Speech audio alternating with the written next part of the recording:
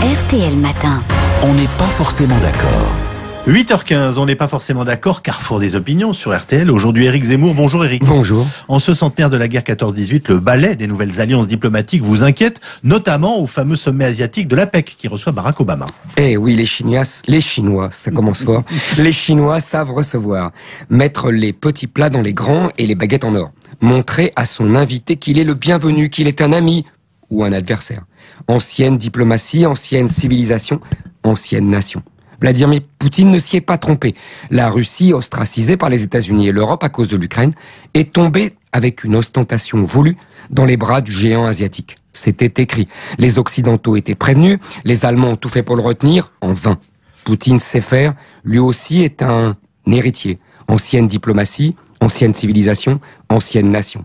La Russie de Poutine a rebâti l'alliance des tsars avec l'Église orthodoxe, tandis que la Chine a renoué avec ses racines confucéennes. Chacun plonge dans son passé pour retrouver sa gloire d'antan et affirmer son patriotisme d'aujourd'hui.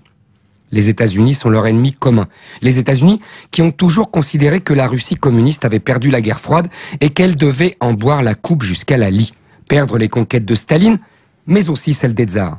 Les États-Unis qui ne toléreront pas que les Chinois aient l'ambition de leur disputer l'impérium sur le siècle qui vient.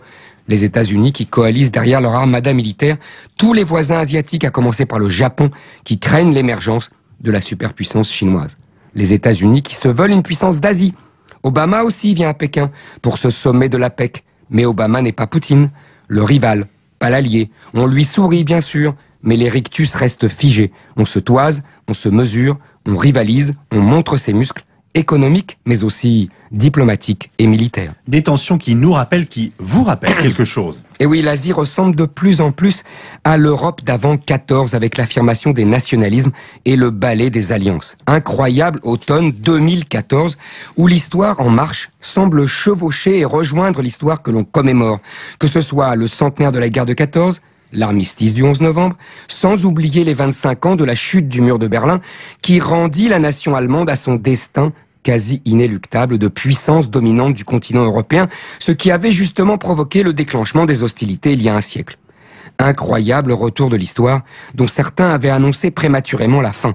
Incroyable retour des nations, alors même que nos intellectuels et nos politiques depuis 40 ans avaient annoncé leur mort. On ose imaginer ce qu'aurait fait de cette situation qu'il avait prophétisée le général de Gaulle, lui qui avait osé reconnaître la Chine et tendre la main à l'Union soviétique par-dessus le rideau de fer, persuadé qu'il était que dans ces deux grands pays, le sentiment national finirait par boire le communisme comme le buvard buvait l'encre.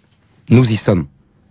Et pendant ce temps-là, la France de François Hollande, toujours accrochée à sa chimère européenne à laquelle les élites hexagonales sont les dernières à croire, regarde passer les trains de l'histoire.